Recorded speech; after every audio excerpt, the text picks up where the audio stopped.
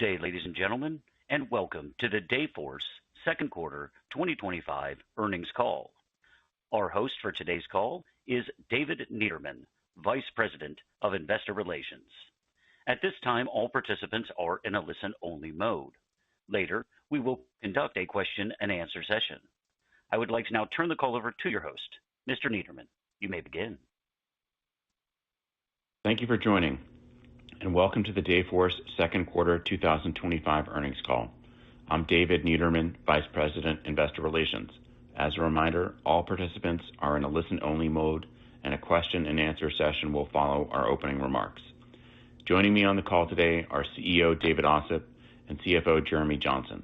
We also have Chief Strategy, Product, and Technology Officer Joe Korngiebel and our President and COO Steve Holdridge, available for Q&A. Before I hand the call over to David, I want to remind everyone that our commentary may include forward-looking statements. These misstatements are subject to risks and uncertainties that could cause Dayforce's results to differ materially from historical experience or present expectations. A description of some of these risks and uncertainties can be found in the reports we file with the Securities and Exchange Commission, such as the cautionary statements in our filings. Additionally, over the course of this call, we'll reference non-GAAP measures to describe our performance. Please review our earnings press release and filings with the SEC for our rationale behind the use of these non-GAAP measures and for a full reconciliation of these GAAP to non-GAAP metrics. These documents, in addition to a replay of this call and also a transcript, will be available on the Dayforce Investor Relations website. And with that, I'd like to turn the call over to David. Thanks, David, and thank you all for joining us. I'll begin with some high-level commentary on our results and outlook before handing the call over to Jeremy, who will provide more detail on our financials and guidance. We had a great second quarter and came in above the high end of guidance across all metrics. Most noticeably, Dayforce recurring revenue, excluding floating on a constant currency basis, grew 14%. Adjusted EBITDA margin was up 420 basis points to 31.7%, and free cash flow in the quarter was $87.1 million, or 18.7% of revenue. Year to date, free cash flow was up 500 basis points to $106.6 million. We continue to balance profitability and growth. We are targeting to grow Dayforce recurring revenue above 15%, and we expect free cash flow margins to grow faster than we laid out at our Investor Day last fall. This year, we have increased our free cash flow margins guidance from 12% to between 13.5% to 14%, representing an expansion of approximately 400 basis points year over year. And we believe we can achieve $1 billion of free cash flow by 2031. Jeremy will expand on the levers we can pull to achieve this. Our momentum towards this goal is rooted in our deep cross-organizational focus on driving efficiencies and simplicity that yield value, both in our business and with our customers. This begins with our sales cycle and a value proposition of consolidating an average of 12 systems to one, which continues to resonate strongly with prospects. It also extends to how we push ourselves to move quickly to provide value for customers in our deployments, as evidenced by our industry-leading retention rate, and it absolutely applies to how we innovate our products, delivering greater productivity as we further our placement as the AI people platform. I've seen this flywheel around simplicity, productivity, and value come to life over the past year at our highly successful Dayforce Summit series, where we host gatherings of prospective customers, partners, and existing Dayforce customers. The energy of the community and the excitement around the product is palpable, with an impressive conversion and close rate that gives us great confidence in the year as we move closer to our annual customer conference, Dayforce Discover, in Las Vegas in October. We invite the investment community to attend and look forward to seeing many of you there. Now, more specifically on the sales front, Sam has created an operational machine that is firing across all segments with remarkable sales momentum for the third consecutive quarter. On a year-to-date basis, bookings have grown over 40%. New client bookings across all segments performed well in the second quarter. System integrator-led sales growth outpaced overall sales growth, and we are pleased with the traction our partners are gaining. Additionally, our back-to-the-base sales strategy continues to succeed, with sales to existing customers growing over 50% in the second quarter and representing 40% of total bookings. There is a significant opportunity in back-to-base sales. We have almost 7,000 customers live on Dayforce, but still have a relatively low penetration of modules in relation to our offerings. You can see this in that our average PEPM is still only about $13 across the base. However, today we have a full set of HCM offerings. At the 1,000 employees per customer level, payroll and time is about $10 per employee per month. The talent offerings add another $10, the managed another $10, and our data capabilities, including the AI Assistant, Experience Hub, Studio, and Analytics, add another $10. We are seeing strong evidence of this in both new and add-on sales. For new customers this year, 93% of our enterprise segment and 90% of major market segment new sales were full suite. And Manage has been added to 17% of new business deals this year, with bookings up over 100% versus last year. Over time, we expect to achieve much deeper penetration and see an increase in the average PEPM across our base. This is important from two aspects. First, we have much higher sales productivity in back-to-base sales, and second, the product profitability of these sales is much higher. So as we execute this strategy, we expect to see higher EBITDA and higher free cash flow conversions. Turning to our key business wins in the second quarter, we added several new large customers that we are excited to welcome to the Dayforce family, including a global leader in apparel expanded its relationship with Dayforce, adopting a full suite to support its global workforce of 37,000 employees. For this customer, we are displacing at least 8 different software vendors in a terrific validation of our value proposition. We'll be helping them streamline their HR operations, enhance their workforce agility, reduce operational risk, and elevate their employee experience. A leading US-based provider of essential infrastructure services selected Dayforce Manage payroll, workforce management, HR, and talent solutions to support its 10,000 employees across 45 states. This customer works with over 300 different unions, and the Dayforce platform will allow them to accommodate their complex reporting and tracking required by their employee organizations. A large multinational industrial company selected the full Dayforce suite, including Manage Payroll, for a divestiture consisting of 3,100 employees. This customer selected Dayforce for our integrated system and to have the ability to access real-time data. An energy service company with operations in the United States and Canada selected Dayforce to provide a wide range of HCM functions for its largely field-based workforce. This company needed a solution with an intuitive yet functional mobile user interface based on a single system. Additionally, this new customer is a great example of our summit strategy at work, as they attended both our New York and Dallas summits. And finally, in June, the Government of Canada formally announced that they had selected Dayforce for HR and pay transformation for its employees. We are very pleased with our work with the Government of Canada to date and look forward to providing their people with a modern and effective HCM solution that will allow them to do their best work. We also had a strong quarter of go-lives. We took live our largest customer to date with over 300,000 employees, and we expect this to be over 500,000 by the end of the year.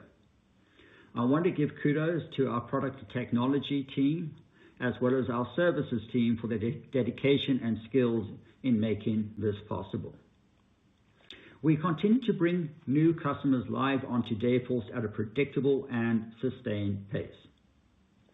On the innovation front, we continue to deliver on our AI roadmap and further cement Dayforce as the AI people platform.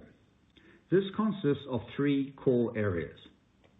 First, integrating AI and intelligent functionality across the suite and delivering smarter functionality in every model. This quarter, we delivered features including AI skills-based learning to deliver personalized, efficient people development experiences, enhanced skills requirements for shifts in workforce management to optimize scheduling and workforce productivity, heightened letter management with advanced analytics and custom reports for streamlined HR communications, new total rewards in compensation management to simplify pay transparency and strengthen retention efforts, new Dayforce Experience Hub on mobile to provide seamless, intuitive experiences for frontline workers, and we added over 230 compliance updates to reduce manual effort and support regulatory alignment. Next is our Dayforce AI Assistant, which continues to gain significant traction with our customers. On both the second quarter and year-to-date basis, over half of new business wins also purchased Dayforce AI Assistant. This early success is encouraging, and we are just getting started with our AI efforts. In addition, almost 100% of new business wins included our AI people platform. More than 80% of new business wins included our AI analytics, and nearly 60% of new business wins included our AI learning products. And third is our Dayforce AI agents. Joe has a roadmap of over 30 agents that we are delivering on, starting with our latest feature release available this month. This will include the availability of our Pay Discovery AI agent and our Contextual Writer agent, offering generative AI writing assistance across our platform, including performance goals, job descriptions, self-assessments, employee feedback, help tickets, and writing support across our HCM platform. We are focused on delivering on our commitments here and are pushing forward as an AI leader as we continue to see interest in these offerings increase. I look forward to sharing more about what's to come at Dayforce Discover. Getting back to our strong sales performance this year, we are seeing success because we purposely built Dayforce with a single data model with comprehensive capabilities from pre-hire to post-retirement. This allows customers to replace a multitude of disparate HCM technologies with a single Dayforce solution. And this in turn provides our customers with a strong cash internal rate of return alongside a much better experience and decision making. You can see this reflected in our industry-leading gross retention rate of 98%, growth of add-on modules, and percentage of full suite deals. From an AI perspective, this is immensely important too, as to leverage foundational language and machine learning modules, you need and require well-formed, comprehensive data. Dayforce is unique in market in this. We have a single database across all aspects of HCM. This has allowed us to move very quickly to embed AI across our entire platform. It is also the reason why our competitive win rate has improved significantly, driving tremendous sales momentum. Simply, customers understand that in today's age of AI, a single application with a single data module is fundamentally required, and Dayforce is unique in this regard. In closing, I'd like to leave you with 5 points that highlight our confidence in our future. We have a best-in-class enterprise-grade platform that has expanded from payroll and compliance offerings to a comprehensive, full-featured HCM suite, along with a roadmap for future development that we expect to extend our competitive advantage even further. We are a clear leader in the large and growing HCM market and continue to widen this lead. We have a blue-chip customer base with thousands of the highest quality companies across virtually every sector. Currently, we are serving approximately 25% of the Fortune 500. With these advantages, we see the opportunity to build a generational HCM AI-powered software company and are keenly focused on making this a reality. And finally, our people. Dayforce employees across the globe are some of the most talented, seasoned, and passionate people out there, focused on being the best HCM company in the world and creating a generational software company. To all our day makers, thank you for all you do for us every day. I'll now pass the call to Jeremy to discuss our financial results in more detail. Jeremy, over to you. Thanks, David. We are pleased with our second quarter results. Top-line revenue growth remained strong while we scaled the business and continued to expand cash flow margins. Total revenue was $465 million, up 10%. Excluding float, total revenue increased 12%. Dayforce recurring revenue excluding float was $315.5 million, up 14%. Professional services revenue was $71.6 million, up 23%. Operating profit was $42.3 million compared to $14.1 million last year. Adjusted EBITDA was $147.2 million, up 27%, or a 31.7% margin, expanding 420 basis points. Year-to-date net cash provided by operating activities was $162.3 million, compared to $108.3 million last year. And year-to-date free cash flow was $106.6 million versus $53.9 million last year, or an 11.3% margin this year versus a 6.3% margin last year, expanding 500 basis points. We repurchased $20.8 million of common stock during the second quarter, bringing the year-to-date total to $51.2 million, or nearly 900,000 shares repurchased this year. Turning to the macro environment, we believe the best indicator of the macro is the demand environment. As David mentioned, the demand environment at Dayforce remains strong, with year-to-date bookings growth over 40%, a trend that has continued now for 3 quarters. We also have a great line of sight into employment levels at our customers, and we have seen a consistent trend of moderate growth in employment levels. We had estimated just under 1% growth, and that is what we have observed. Foreign exchange rates versus the US dollar across Canada, UK, and Australia improved during the quarter, which we have updated and reflected in our guidance. Now turning to our guidance, for the full year 2025, we expect total revenue of $1.935 billion to $1.955 billion, total revenue excluding float of $1.749 billion to $1.769 billion, an increase of 12.1% to 13.4% on a GAAP basis, or approximately 13 to 14% on a constant currency basis, reflecting the ongoing shift in professional services revenue to our systems integrator partners.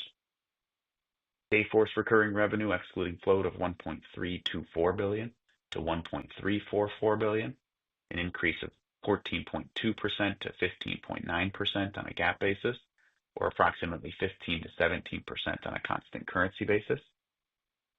Float revenue of $186 million, adjusted EBITDA margin of 32%, free cash flow margin, One Big Beautiful Bill Act enacted by the U.S. Congress in July of 2025. The legislative changes are expected to impact our future cash tax remittances, resulting from changes to tax deductibility rules for domestic research and development costs. And for the third quarter, we expect total revenue of $476 million to $486 million, total revenue excluding float of $434 million to $444 million, an increase of 10.1% to 12.6% on a GAAP basis, or approximately 11 to 13% on a constant currency basis. Dayforce recurring revenue excluding float of $329 million to $339 million, an increase of 12.7% to 16.1% on a GAAP basis, or approximately 13 to 17% on a constant currency basis. Float revenue of $42 million, adjusted EBITDA margin of 30 to 30.5%. We have great visibility into the back half of the year, and we are expecting Dayforce recurring revenue excluding float growth rate in the fourth quarter of between 16 to 19%. The solid growth rate in the fourth quarter is driven primarily by beginning to see revenue related to go-lives from our strong bookings over the past 3 quarters, as well as beginning to see more revenue from the large deals we sold over the past few years.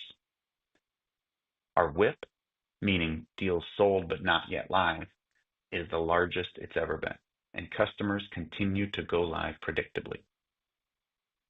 Looking forward, we feel confident in our ability to achieve Dayforce recurring revenue, excluding float growth rates above 15% as we progress toward the long-range plan targets that we set last year.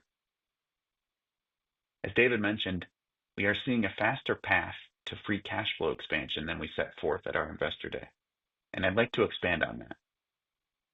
First, we are executing against our plan very well today. Year to date, our total revenue of $946.5 million is up $92 million, and our free cash flow of $106.6 million is up $53 million. That means incremental free cash flow margin on our incremental revenue is an impressive 57%. Our ability to convert incremental revenue into free cash flow is what ultimately gives us confidence in our ability to continue to drive free cash flow margin expansion well into the future. Second, we are confident in our ability to scale the business as we drive technology, automation, AI adoption, and the use of cost-effective jurisdictions. And third, as I mentioned previously, we will get a benefit from the One Big Beautiful Bill Act, changing the tax deductibility rules for domestic R&D costs, which provides us with about a $40 to $50 million benefit to cash taxes this year and about a $20 million benefit to cash taxes in 2026 and beyond. Ultimately, we are confident in our path to achieving $1 billion in free cash flow by 2031. Finally, we are in the final stages of terminating our frozen defined benefit pension plan and BEP pension plan, as I previously had announced last year. If you recall, these are legacy pension plans that Dayforce inherited from Ceridian and its predecessors. We expect these termination processes to conclude in the third and the fourth quarter of 2025, respectively. As a result of the terminations, we expect to have the following financial impacts, which are included in our cash flow guidance and our raised free cash flow guidance from 12% to between 13.5% to 14%. In the third quarter, a cash charge in the range of approximately $30 million to fully fund the plan and terminate the defined benefit pension plan. A non-cash expense of approximately $205 million as a result of the recognition of previously deferred losses related to the defined benefit pension plan investments. And in the fourth quarter, a cash charge of approximately $5 million to fully fund and terminate the BEP pension plan, and a non-cash benefit of approximately $3 million as a result of the recognition of previously deferred gains related to BEP pension plan investments. The cash charges will flow through the cash flow from operations and are included in our free cash flow guidance. The non-cash charges will flow through other income expense line on our P&L and will have no effect on EBITDA and has no impact on ongoing business performance or long-term cash flow generation. With that, we can begin the Q&A portion of our call. At this time, we will conduct the question and answer session. If you would like to ask a question, please press star, then the number 1 on your telephone keypad now, and you will be placed in the queue in the order received. We ask that you please limit yourself to one question before returning back to the queue. Once again, to ask a question, press star, then the number 1 on your telephone keypad now. We are ready to begin. Your first question comes from Scott Berg with Needham. Your line is open. Hi, everyone. Nice quarter, and thanks for taking my questions. David, wanted to follow up on your statement on sales growth outpacing, I guess coming from your SI partners outpacing the rest of the business there. I guess what are you seeing in terms of, I don't know, deal sizes, customer segments, modules that are being bought by customers coming in through those channels versus maybe what you're selling directly? Just seeing if it's something different in the rest of the business, or if it's similar. Thanks. Hi, Scott. Thanks for the question. Let me start off with the actual numbers. SI-led sales were up 80% for the first half of the year, which is obviously exceptionally positive. If you recall, what we're finding is that the single data model that we have is giving us two strong advantages in marketplace. First, it allows the 12-to-1 simplification across the different modules, and as we've spoken about previously, very strong cash IRR for our customers as they get better efficiencies, improve their experience, better decision making. The second part of that is because we built Dayforce with a single data model, that gives us a very strong advantage from an AI perspective. Because to do anything well with AI, you need very well-formed data, and we have that. From that, what we're actually finding is that we're getting very strong full suite attachment rates, whether it be direct implementations or deals that are sold alongside the SIs. Again, the numbers over there are very strong. Overall, full suite deals of new business was 90% on average in the quarter. When we look at the enterprise segment, again, that's about 3,500 employees per customer. It had an attachment rate of 93%. In majors, it had 90%. SIs we're finding are active on all segments of the business, and so you would expect that what they're implementing is a full HCM product from pre-hire to post-retirement.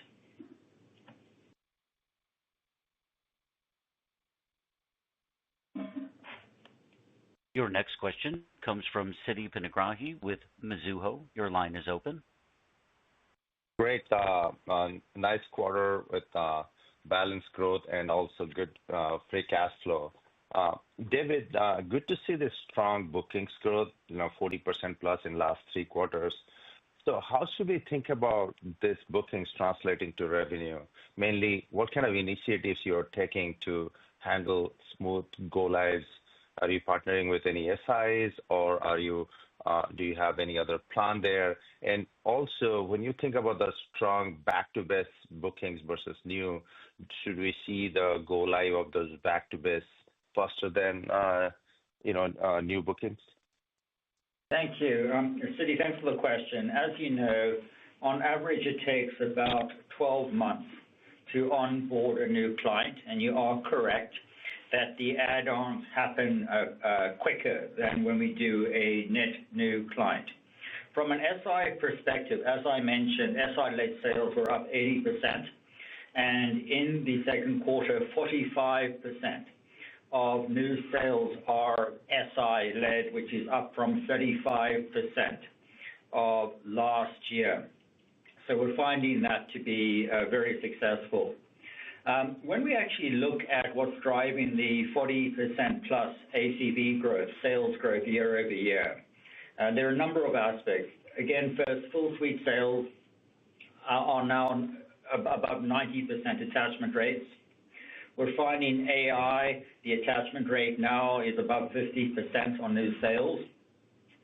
Client-based sales, so these are the add-on modules, is now at 40%, which is up 50% year over year. Managed is now 17% of new business, which is up 100% year over year. And so very strong sales momentum from a number of different converging reasons. Again, tied, we believe, to the single data and single application solution we have, which gives us a really differentiated solution in market, both from a 12-to-1 simplification and from an AI perspective.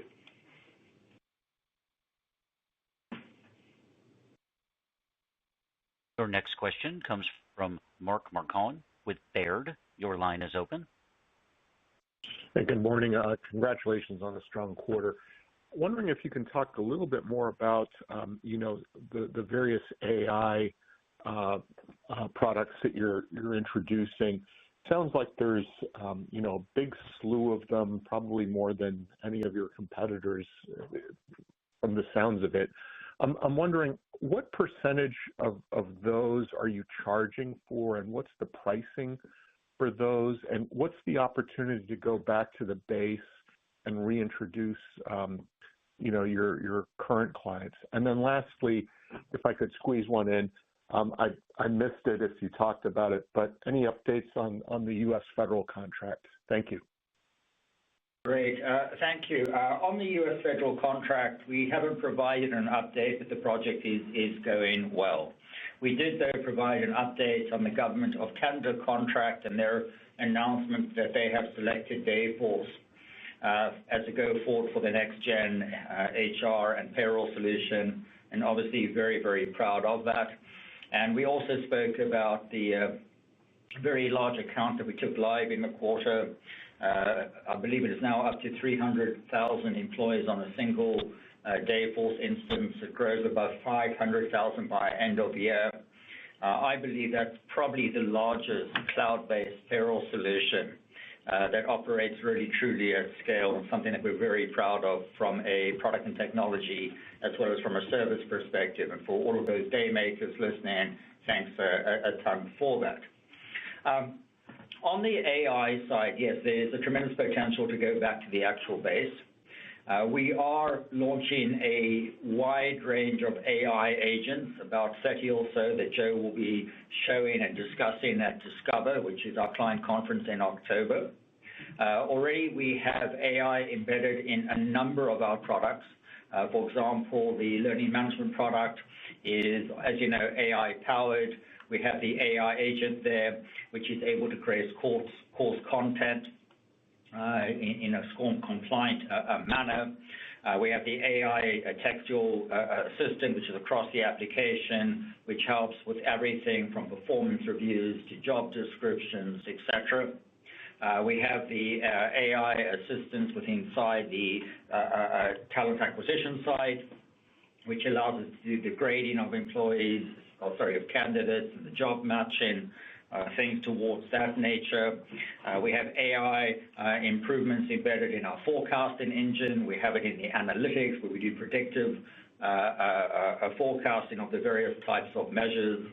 When I look at the overall PEPM of the Dayforce clients, which is really probably the most important, average PEPM across the 7,000 customers is around $13 per employee per month.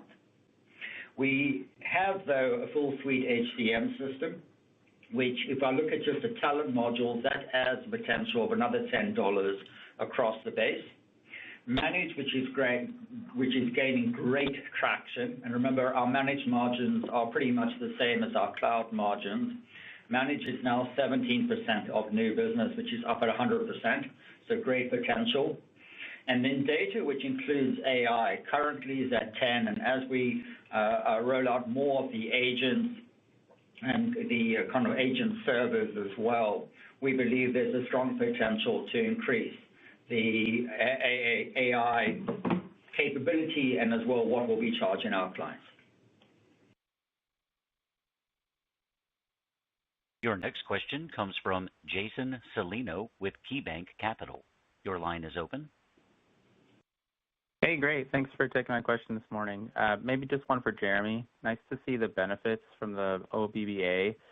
Sounds like this will affect your cash tax remittances going forward, but curious how much of your R&D operations are based in the U.S., and then on a go-forward basis, would this also translate to benefit on the non-GAAP tax rate, or just curious on those details? Thanks. Yeah, thanks, Jason. It's good to hear from you. Look, I think we were pretty pleased to see the benefit that we're going to get from the OBBA. The domestic change, the change to domestic R&D from, move from 5-year capitalized to immediate expensing, that's really the most impactful piece of the act that was put forth. With this change, we can begin to expense immediately the domestic R&D costs. So for us, that'll result in, as we talked about a $40 to $50 million benefit this year from a cash taxes side of things. So we do have a decent portion of our R&D domestic. We also have some in Canada, but we have a good chunk in the U.S. as well. On an ongoing basis, we expect that the benefit of this bill will be about $20 million, just from immediately expensing as opposed to our original kind of long-range assumptions, assuming that we would spread that out over 5 years. So there's a nice benefit inside of there, and that allowed us to have the confidence to increase our full-year free cash flow guidance from 12% of revenue to 13.5% to 14% of revenue. And I think it also is one of the factors that goes along with us having a lot of confidence in our long-range plan targets, and we feel very confident in our ability to achieve that $1 billion in free cash flow by 2031. It's not just the tax changes here that are driving that. I think you look at our success that we're having in driving free cash flow outside of this, it's year to date. And I said it in my scripted remarks, I'll say it again. Our year-to-date revenue is up just over $90 million, and our year-to-date free cash flow is up just over $50 million. And it's an incremental 57% margin on our revenue there on the free cash flow side. So we are getting a benefit from our operations, from scaling our operations, and we're really pleased with what we're seeing across automation, across driving technology changes and process changes in our organization, and then the early stages of AI and the investment that we're making there. So we're feeling bullish about our ability to hit those long-range plan targets. Your next question comes from Mark Murphy with J.P. Morgan. Your line is open. Oh, thank you so much, and I'll add my congrats, David and Jeremy. The bookings growth of 40% is just very, very impressive. We realize each company tends to define bookings slightly differently. Is there any way to dimensionalize that figure and help us understand how that might affect the Dayforce recurring revenue growth in terms of magnitude when that booked business begins to go live, say perhaps a year down the road? I think you're giving us a look at that, a couple points of uplift by Q4. I'm just wondering a little around the corner, like what is the overall uplift or magnitude of that? Any kind of framework that would help us roll it forward in our models? So the first part of your question, when we talk about ACV as annual contract value, we're looking at the amount of recurring revenue that we sold, and we take the monthly amount and we multiply it by 12 to get an annual contract value of recurring revenue. And that number is up more than 40% year over year, and was consistent with what we saw in terms of the growth rate in Q1 and as well in Q4. So we're very, very happy with that. And again, Mark, the reason again is more full suite deals, above 90%, AI attachment, client-based sales at 40% or up 50% year over year, managed being sold now at 17% of new business, up 100% year over year. So all very, very good. We haven't yet done our modeling for 2026. You can see some of the benefits on the probably last year Q4 coming in towards the end of the year, and you can see that with the acceleration of the Dayforce recurring revenue. There is some seasonality to the business, so give us a bit of time before we come out with our 26 guide. Your next question comes from Raimo Lenschow with Barclays. Your line is open. Hi, good morning. This is Sheldon McMeans on for Raimo. Thanks for taking our question. David, I wanted to ask more on your 12-to-1 story. Historically in this space, it seems the system consolidation idea has had more success in the mid-market, with larger customers being more willing to integrate systems. In the best of breed versus best of suite preference swings with macro conditions.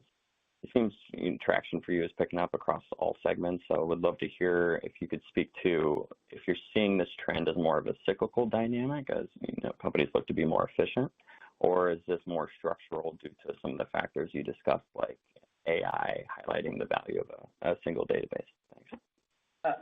Sheldon, the market demand for a single system, I believe, has always been there. It ties to the research we did at the very beginning when we started Dayforce, and we found that there was a disconnect between what the CEO expected from an HR system versus what was actually implemented across the organization. The CEO had expected one system for all things around their people.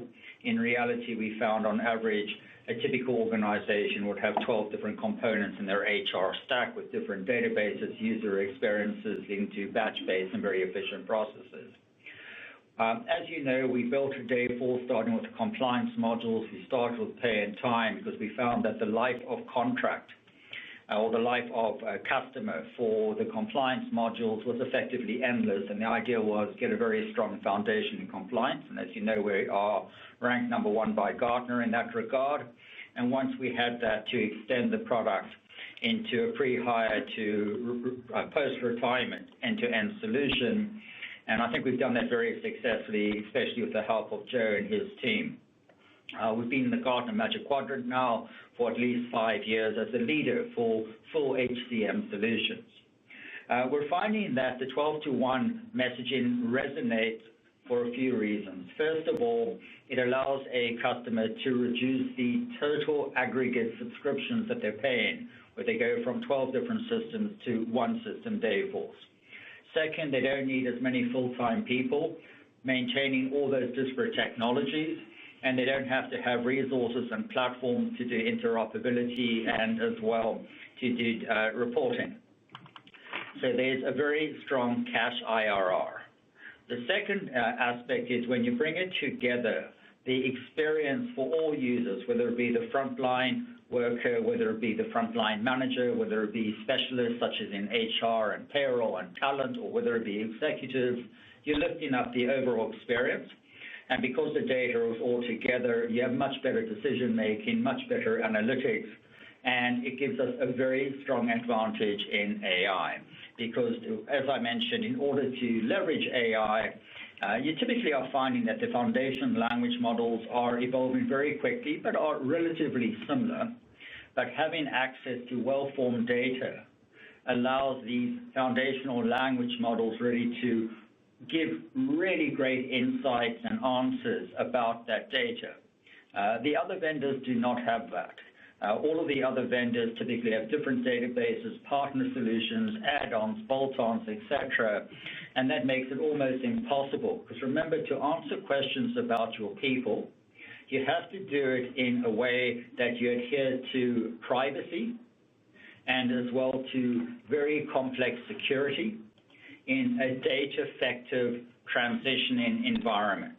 And we can provide that where the others can't. And I believe that combination of that cash IRR combined with the capabilities that we can deliver across AI has led to our very strong win rates and the sales momentum that we're seeing.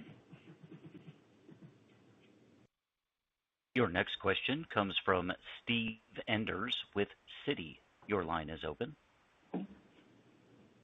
Okay, great. Thanks for taking the questions here. I guess I just wanted to ask, just in terms of, it seems like the demand environment's strong, but just maybe what you're seeing across enterprise, mid-market, and maybe on top of that, what you're seeing in the pipeline across those different segments as well. Thanks.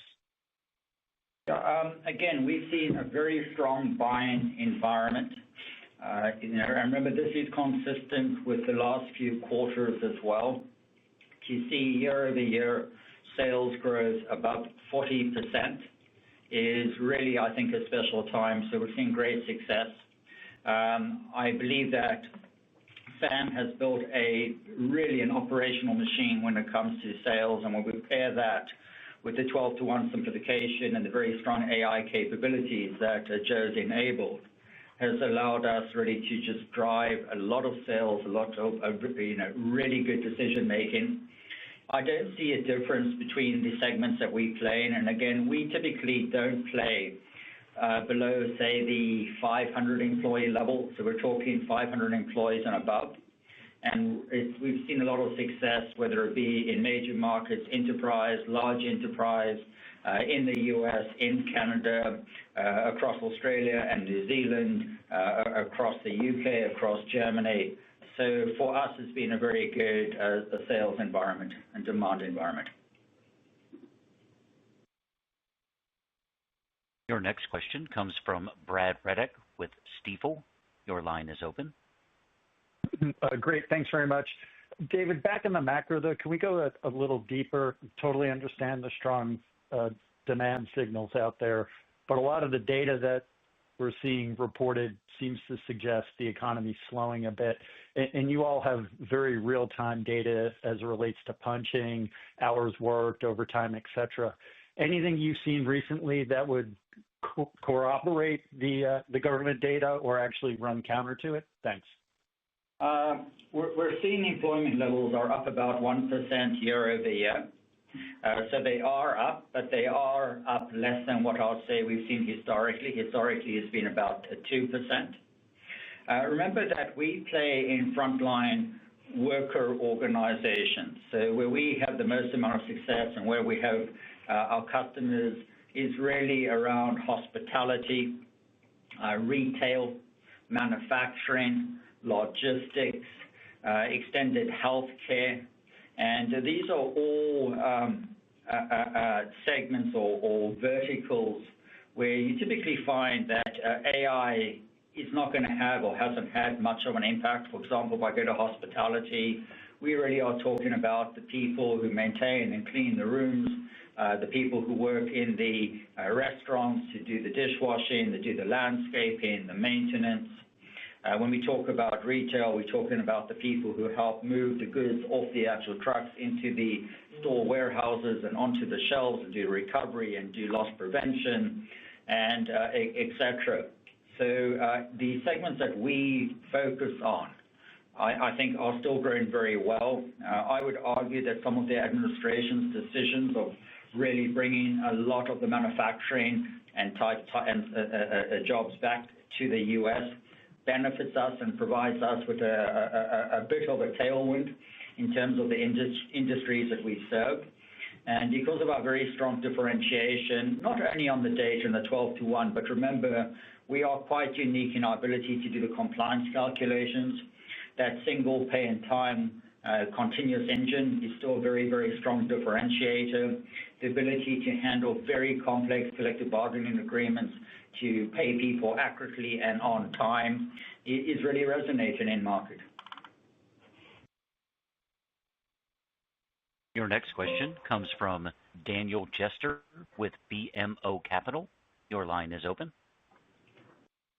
Great. Good morning, everybody. Thank you for taking my question.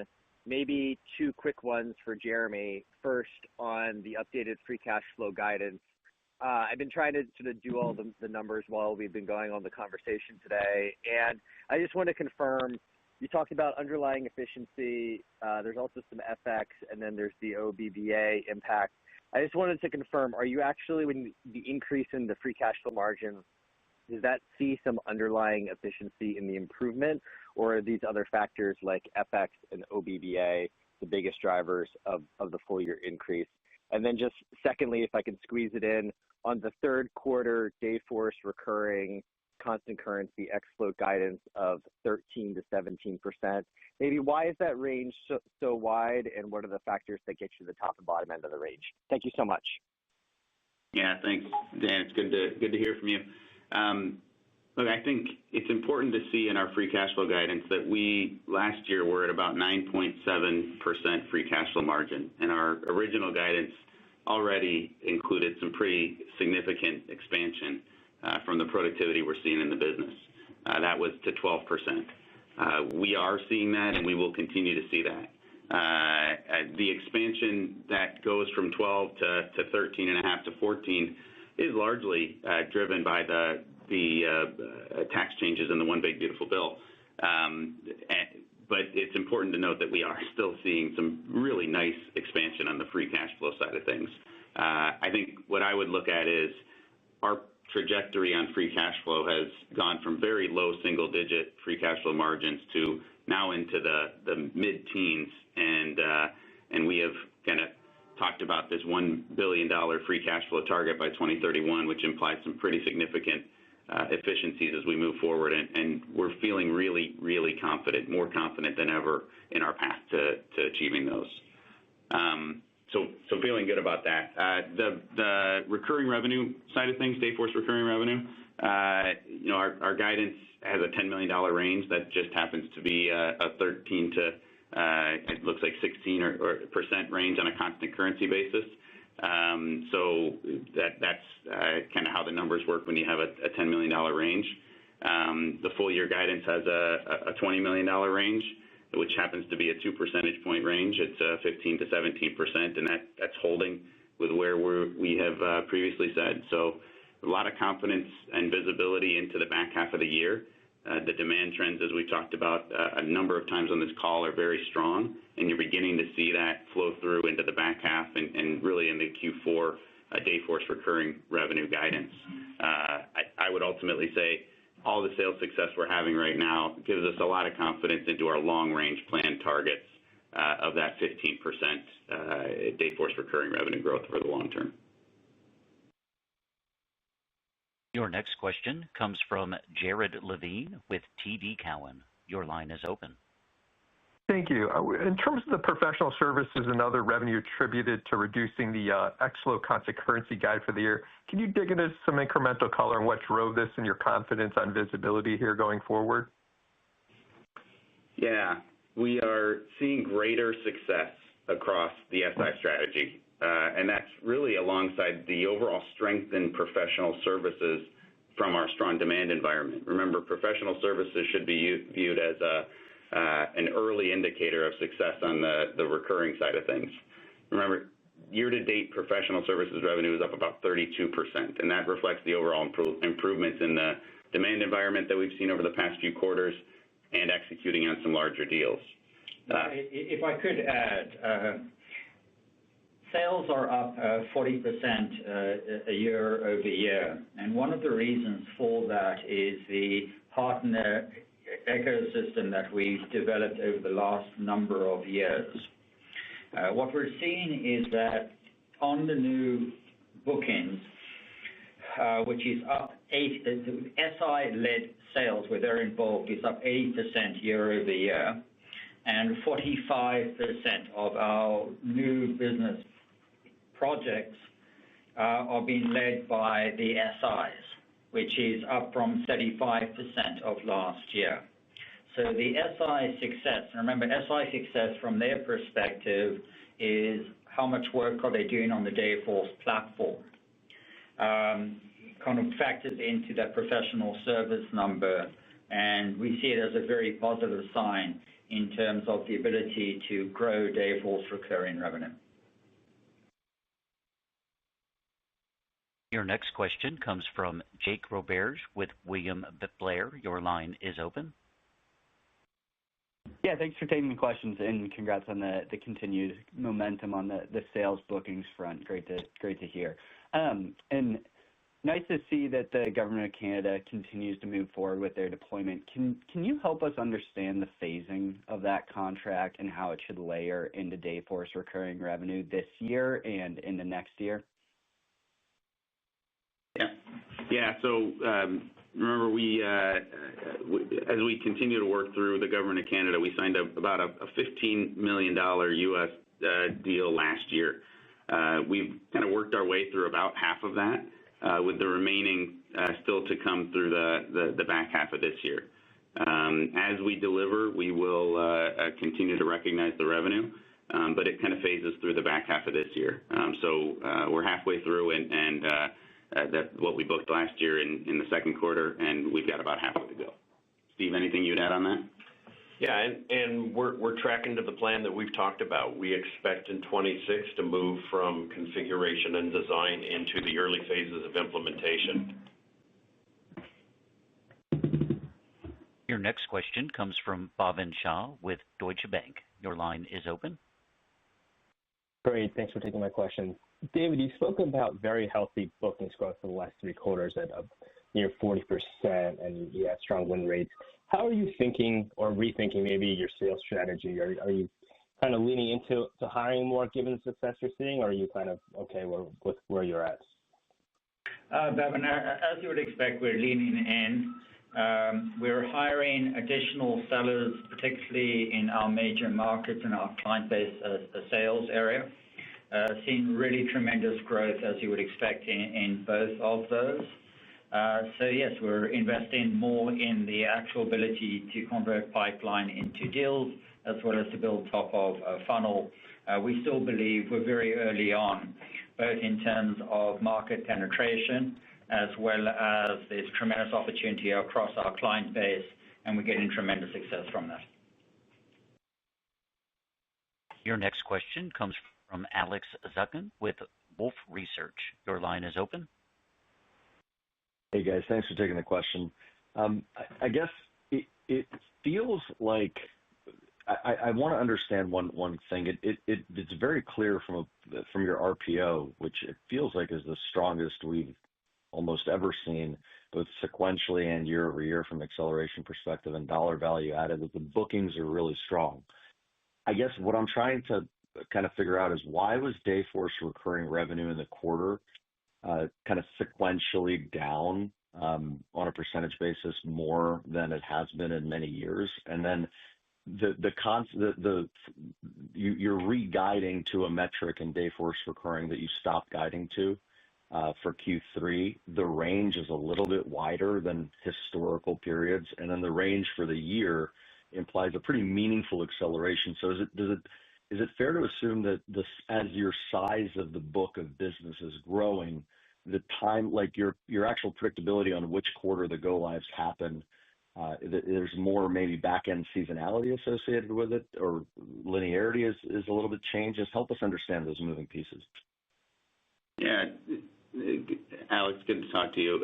Remember, in Q1, our Dayforce recurring revenue grew 16% constant currency, and in Q2 that was 14%. And we talked about this quite a bit last quarter, in that we're feeling a bit of the air pocket from not having 40% sales growth over the past few years. And as we started to have that success, we've talked about that, in the back half of this year, you will start to see the benefit and some benefit from having success on the sales side of things. So that guidance range that we, kind of hold at 15 to 17%, we have a really good amount of confidence in.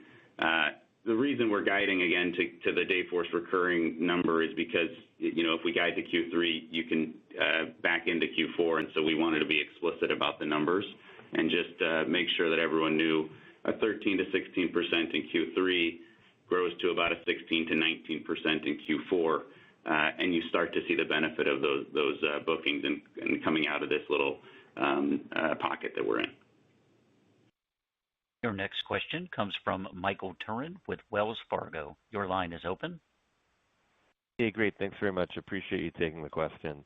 I realize it's a bit of a lagging metric, but the go lives in the first half have trended in the 50s each quarter, and clearly the commentary around bookings and what you're expecting into the rest of the year sounds fairly strong. So just any additional commentary you can provide to help bridge those? Is it just the customers are larger and so that metric becomes less useful, or how you're expecting just the mix between new and existing customers trends rest of year is helpful as we're just unpacking that a bit. Thank you.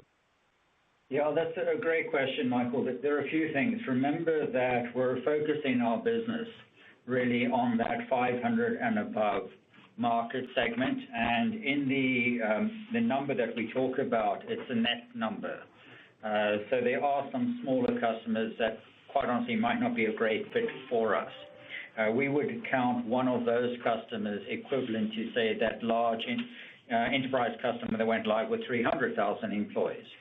So that metric we reported from a continuation perspective, but it doesn't really have much meaning on the business. So focus is required because it allows us to get much higher sales productivity across Sam's organization, and it allows Joe to focus on the product and technology side on a very well-defined market. And in Steve and Chris's organization, it allows us to build more automation and leverage AI to get really efficient around the onboarding and the experience of the actual customers. In addition, we have built up the client-based sales. Remember, we have 7,000 customers with, as I said, very kind of low PEPM penetration and just a tremendous white space opportunity across the client base.